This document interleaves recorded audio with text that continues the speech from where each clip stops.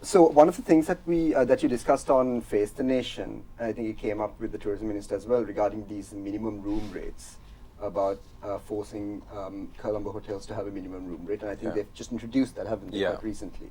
So and that comes to this question of the perception of Sri Lanka's cost and value, right? The value proposition that we have. Now, as someone that travels a little bit, like if I go to Bangkok, for instance, or Malaysia, I feel like the hotels are just a little bit better value for money and product-wise, right? So the service is better and it's cheaper. Is that the reality, or are we just, is it just a perception that we have? Like, how do you all view this?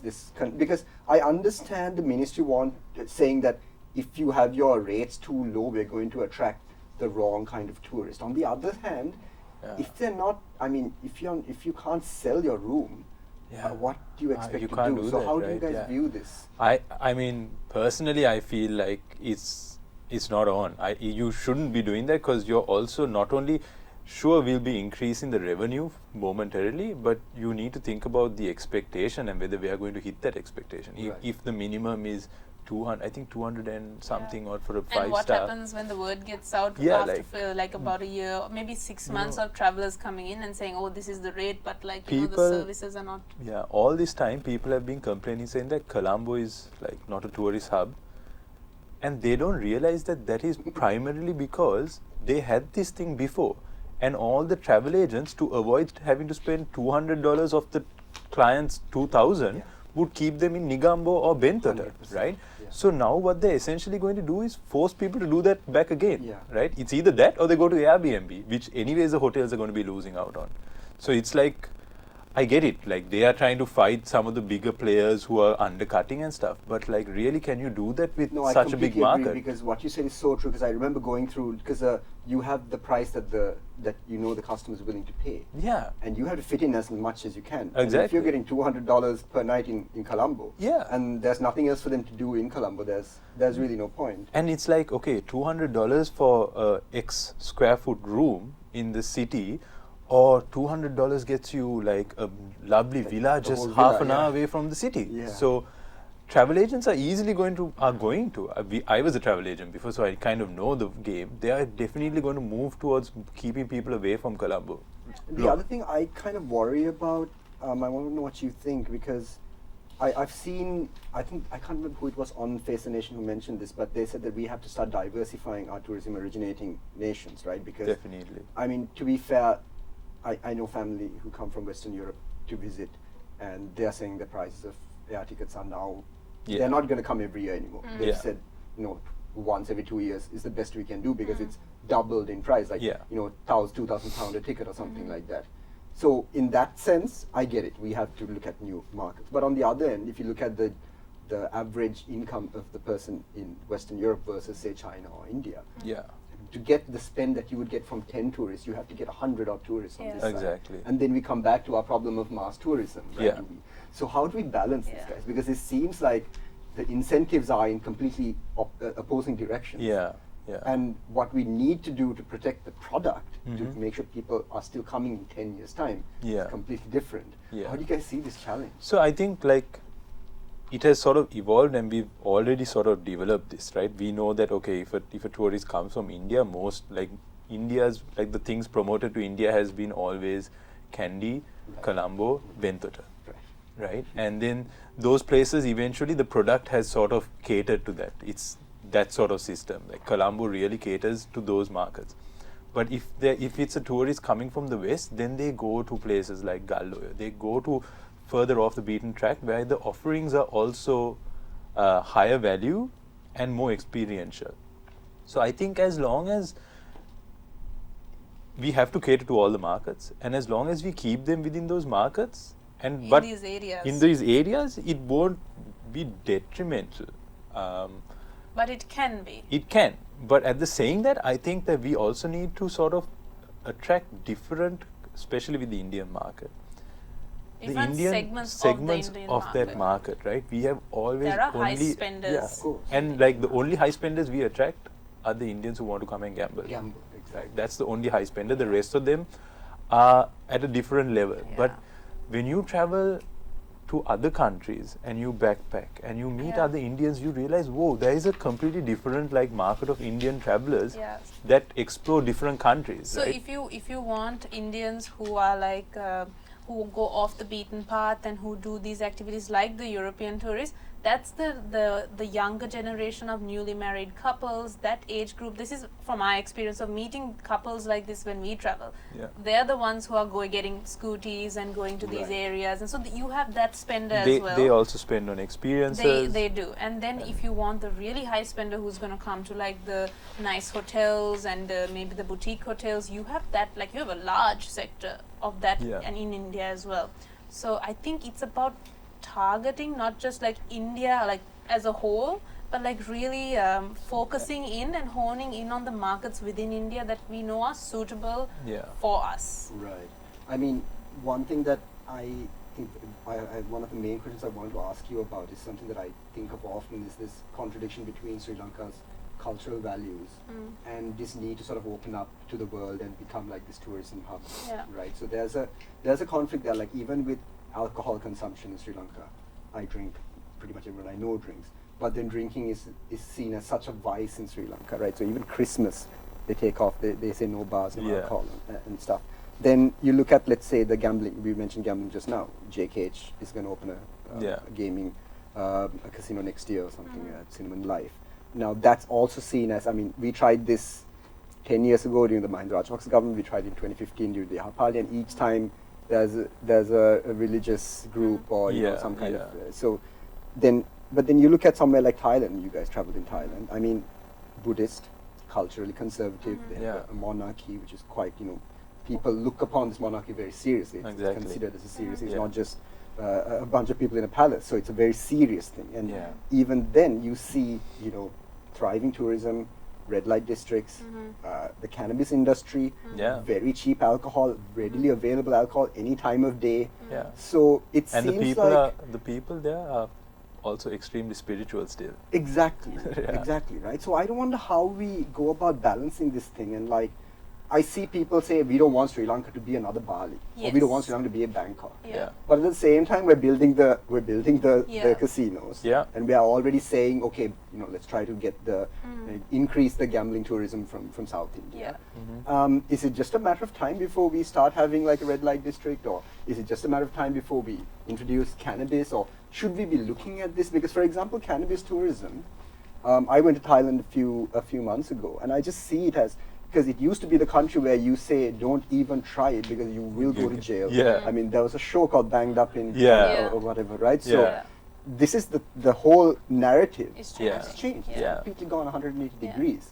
And how does that work in a country like Sri Lanka? Can we do something like that? I mean, if I could just say about just the alcohol thing, with my concern for that is, now while it is like it goes hand in hand with tourism and it should be allowed, sort of we have, my concern is like, because we are so poor in regulating and enforcing rules, if you were to allow like the ability to have access to alcohol the way that these other countries do, would that have a detrimental effect on like our society? And like that's something that I'm what do you concerned. think? I mean, how do you guys I see it in a different way. I mean, even though we have all these rules, our people consume so much of alcohol, but it's different illegally, right? But it's different when it's like, now when we went to Koh Tao in Thailand, let's take that as an example. That island has been completely for young European or North American tourists who come and they get drunk, and then like it's a complete like kind of that type of island, you know, like it's rowdy and you have that. And I think we already have alcohol like all around the coastline and all, like it's present, it's accessible. It's not that we don't have alcohol, it's just that on some days that like Poya and stuff, we don't sell alcohol. But my concern is like when you say like allow alcohol to like accessible, like, increase the accessibility even more, what does that say about the type of tourists we're trying to again attract into the country as well? Like, you know, we want to attract people who like, you can have a drink and you can travel and have a drink here. But if we make it a place that you can come and drink, then what is the type of tourists that we're attracting? And in the long term, how does that impact? And I'm not saying tourists later, again, I'm saying people who cater to tourists. Like when I go to a beautiful waterfall sometimes, I can find like beer cans somewhere nearby there, right? And that's done by maybe a local. So what happens when those same locals are providing this much of like alcohol and cans and everything in a rural area? Yeah. So these are things to Shehaan, consider. you have a different view? Yeah, What do I you do, in the sense that I think, first of all, like I feel it's absurd that Christmas and days like that there is no alcohol, because anyhow everyone's consuming alcohol. Like it's just a facade, really. Like you know, like oh, we are this country, but everything else is happening behind curtains. So, but I understand that, you know, like you said, we have a very, like our culture is something that people are coming to experience. And now we also need to sort of look at it and evaluate, okay, looking at how the whole industry has evolved and how things are developing.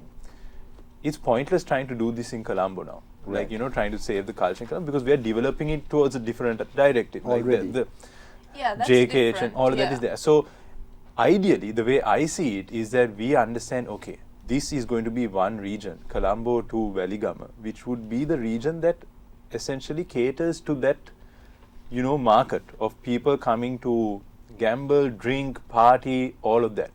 The rest of Sri Lanka should be sort of positioned as a more pristine nature, culture experience, right? Right. So that you then, like Thailand, right? You can go to Thailand. Something for everyone. There's something for everyone, but very well sort of the offering needs to be controlled in that way, right? And you can already see certain destinations along the coastline choosing to do that themselves. Now, in my opinion, from what I've seen, when you go to Mirissa, that's the place you go when you want to go for a party and you want to like have a good time, you want to get some good drinks, and you know, that's where like a lot of the parties and stuff happen.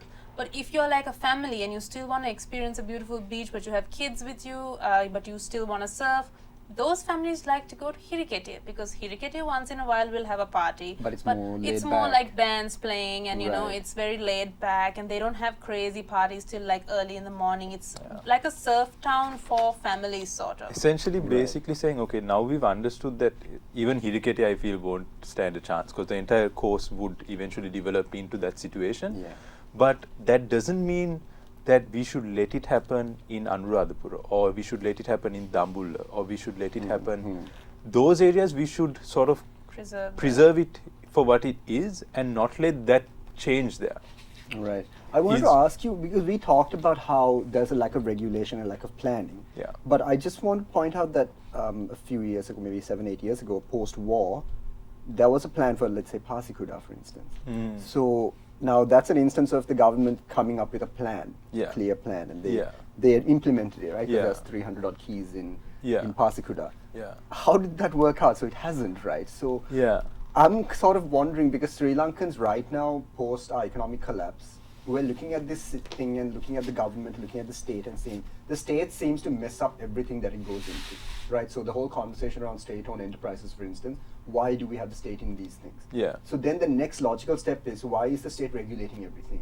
You know, why don't you just let these entrepreneurs do what they want? Like, for example, your drones. You know, why is there a regulation about this? You know, I guess there's obviously a reason why there are regulations about where you can and cannot fly a drone. Yeah. But this is sort of the thinking that comes around, right? So how do you find a balance? Like, on one side, the government's really bad at planning. Yeah. What they have done in terms of planning has been really poor. Yeah. And on the other side, that's the East Coast. But then you go to the South Coast, it's like they haven't even gone to the South Coast to regulate anything. Not even the roads, not the pavements, not the shops, not the bars. Yeah. So what is going on in Sri Lanka? Like, why is one part super organized, but no one goes there? And where everyone goes, they're just saying, okay, I'll leave it to you. Like, do what you want.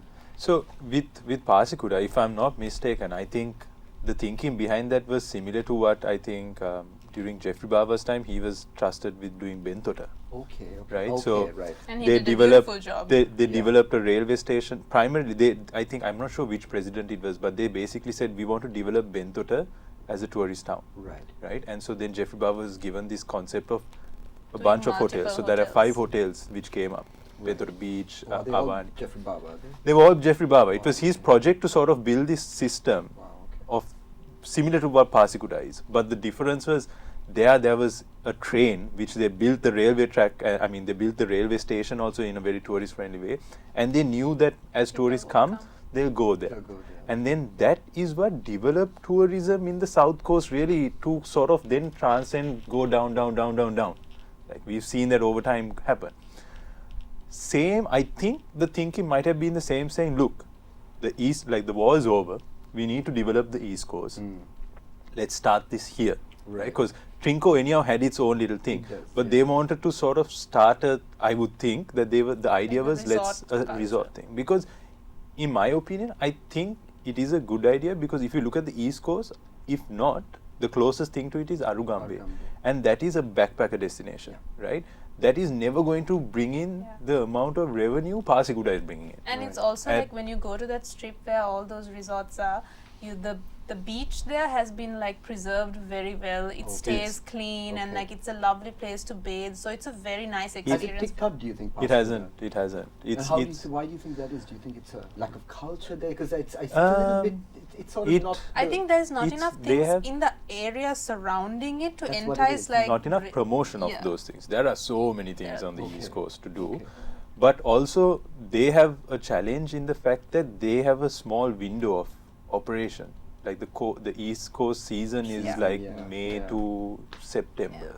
So it's a very short thing, but what we are also trying in our work now to do is to show, develop other activities around the area. Experiences around that area, which off season. So like there are all these ancient temples, there's the reef, Kayankani reef, which is phenomenal. For snorkeling and stuff. So there are things, it's just that they haven't really promoted. Kind of to make it hot and happening, like, you know, on social media or like on digital media, kind of convey to the tourists that are coming, like, hey, look at this.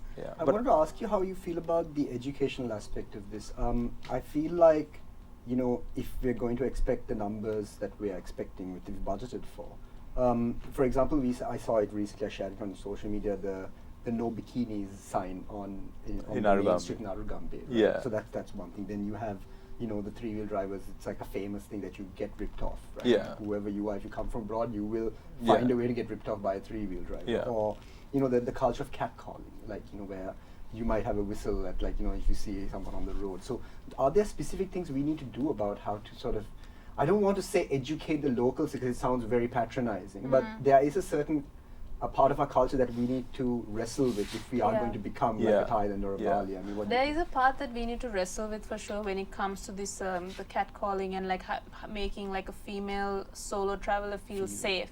But at the same time, I think we walk a very fine line between like being a cultural destination and trying to change that culture to make tourists feel like they're in another, like, you know, like on Bondi Beach or something. So, I mean, I would like to walk in my bikini down Arugambe as well, but I feel uncomfortable because I'm a local girl.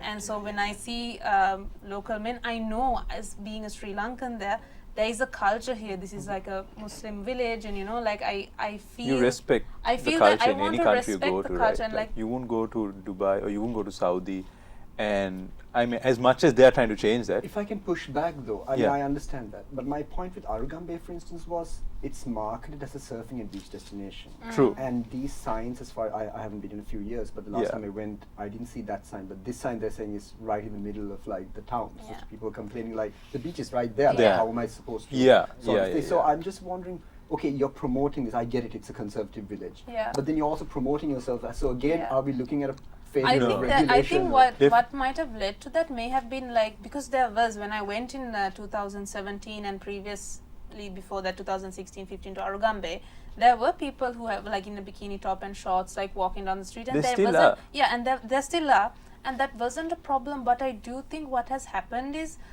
when people like have come and have no idea about the cultural aspect, maybe like just complete only bikini running down the street sort of thing, something like that has happened, which has, I think, led to... I guess education both ways. Both ways. Yeah, I think I agree that like it's kind of absurd that now Arugambe is positioned for something and then there is this. But again, in that instance, and this is what we feel with everything, right? Whether it's catcalling or anything, the approach to educating them should be done differently. It shouldn't be done saying, don't do this. Don't do this, you're wrong. It should be done saying, if you do that, you're not going to make money because no one's going to come there, right? Like when you explain it to them like that, then they realize, like, we met a lady in the south. To be honest, I was very surprised after a few years since my first visit when I went back to Arugambe to see this sign, because I didn't sense that culture in Arugambe previously. In fact, I, being a young girl walking around in my shorts in Alugambe, I felt very safe, and like I didn't feel anybody looking at me funny or anything. And I forgot I was in Sri Lanka for a second, and I was in those very same shorts, got back in my vehicle, drove to Colombo. And when I came to Colombo, I saw people kind of looking into the vehicle and looking at my shorts, and I was like, oh, why? Oh my God, I forgot. Like, the Colombo auntie. so yeah, so it's strange actually to see that this has come up. So that is the reason why I assume That could be something just has- one person, yeah. you know, it's not regulation. It could be one person's view that they are trying to Yeah. push on others there, and that, But that also, generally, I feel like it is a very like surfing friendly beach town yeah.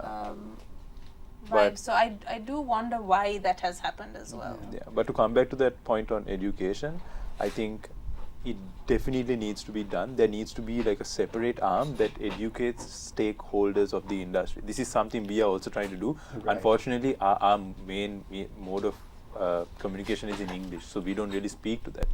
But as we get bigger and as we get the funding, we want to sort of have a separate arm where we are able to communicate in Sinhalese and Tamil from an education point. From not a point of lecturing people saying don't do Right. this, Not but a moral lecture. yeah, like a lecture saying, hey, look, doing this is affecting you in this way. This is what these tourists are feeling when they come and Yeah. your son or your husband goes and does this to them. Yeah. Right. So tell them that by you doing this, you're getting less sales, Yeah. right? Then it hits home Yeah. because they've all gone through tough years.